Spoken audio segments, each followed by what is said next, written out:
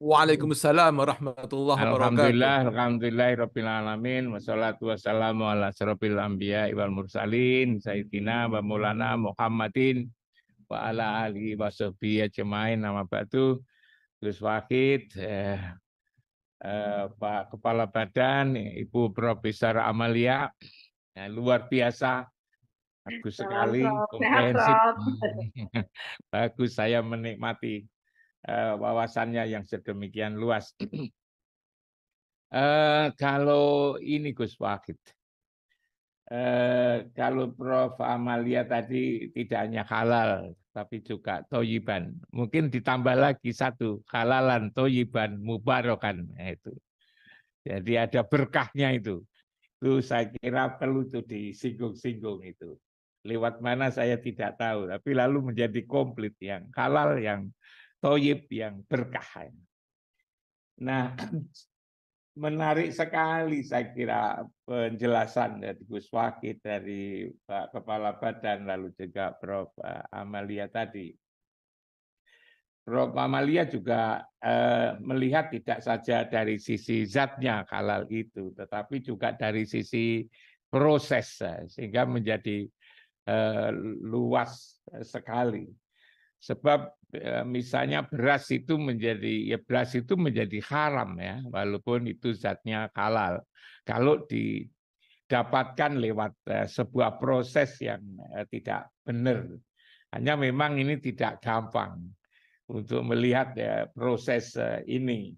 Tapi saya kira kalau itu kita ada kesadaran ya, yang tidak hanya halal tetapi juga toyib, tapi lalu juga mubarokan, itu saya kira bisa dilakukan itu.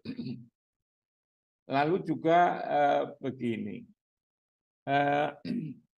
saya kira selain zat, cara, juga manajemen ya, bagaimana manajemen kehidupan ini lalu juga menjadi yang halal. Karena itu lalu menjadi sangat luas. Bisa jadi kehalalan itu tidak saja dari proses dari zat, tetapi juga dari bagaimana produk dari perilaku ya. Produk dari perilaku. Sehingga halal haram ini menjadi luas sekali Gus Wahid. Bisa jadi politik itu ada yang politik halal ya. Ada politik yang haram. Politik dengan uang itu apa namanya? Itu yang haram, saya kira begitu. Bahkan tidak saja politik dan juga kepemimpinan, mungkin juga kampus pun ada kampus yang halal, kampus yang haram.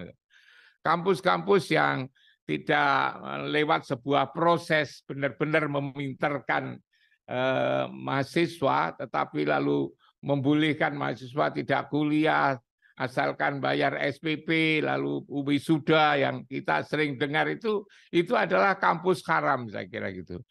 Nah, sehingga lalu menjadi luas sekali kampus haram, dan itu bahaya sekali saya kira dengan seperti itu. Dan rupanya ini meluas sekali, hal-hal yang haram ini lalu jadi luas seperti yang disampaikan oleh Ibu Prof. Amalia tadi. Lalu memang agak sulit ya Gus Wahid. Gimana ya? Kita ini kalau berbicara itu berangkatnya dari negara itu, dari bangsa Indonesia. Bukan dari golongan, bukan dari madhab, bukan dari organisasi. Sebab kalau kita itu berdasarkan berangkat dari organisasi, lalu apa namanya menentukan halal haram itu lalu jadi apa ya berbeda-beda kayak gini.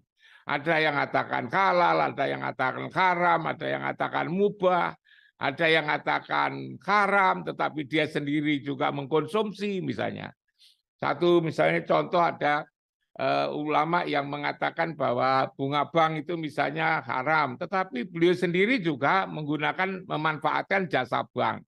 Sehingga lalu halal haram ini menjadi ejekan gitu. Diejek oleh banyak orang karena tidak konsisten. Makanya barangkali dikembangkan pikiran bagaimana kita berbicara itu atas bangsa. Jadi Jadi bukan atas kelompok, bukan atas organisasi, atas nama bangsa, atas nama umat Islam. Bagaimana menyatukan ini dalam konteks yang begitu penting ini. Ini tidak jalan ini karena masing-masing ulama itu yang berbeda-beda kayak begitu itu.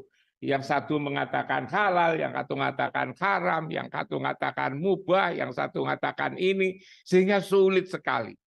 Katakanlah misalnya salah satu contoh yang saya kadang-kadang sedih tentang rokok saja itu. Kok rokok dikaitkan dengan organisasi? Ada organisasi yang menghalalkan, ada organisasi yang mengharamkan, menghalalkan.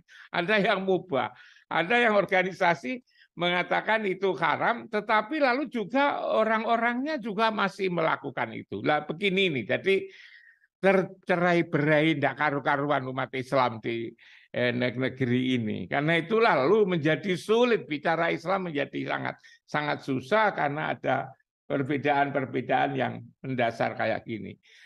Lalu mungkin Ibu Prof. Amalia juga perlu saya kira ya diadakan kajian-kajian dampak daripada halal haram ini. Apakah misalnya dari keharaman ini berdampak kepada kesehatan ya, kepada kesehatan.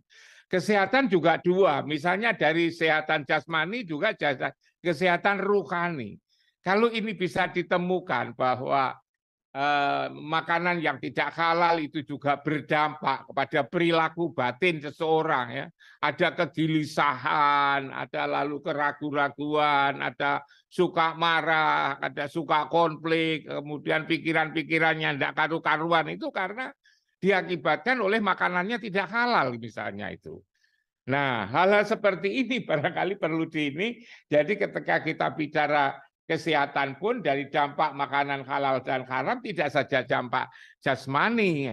Mungkin jadi jasmani kalau makan yang halal, yang tidak halal pun menjadi bagus, menjadi sehat. Tetapi secara rohani barangkali bisa diteliti. Kita kan makin lama kan kajian-kajian ruhaninya itu kan makin luas dan makin mendalam. Karena itu mungkin juga bisa dipakai untuk melihat bagaimana dampak kesehatan ruhani dari makanan yang tidak halal ini. Karena itu maka lalu ini memang menjadi kajian yang sangat luas saya kira kalau hal-hal seperti ini bisa dimasukkan. Saya kira pandangan saya itu saja Gus Wakid.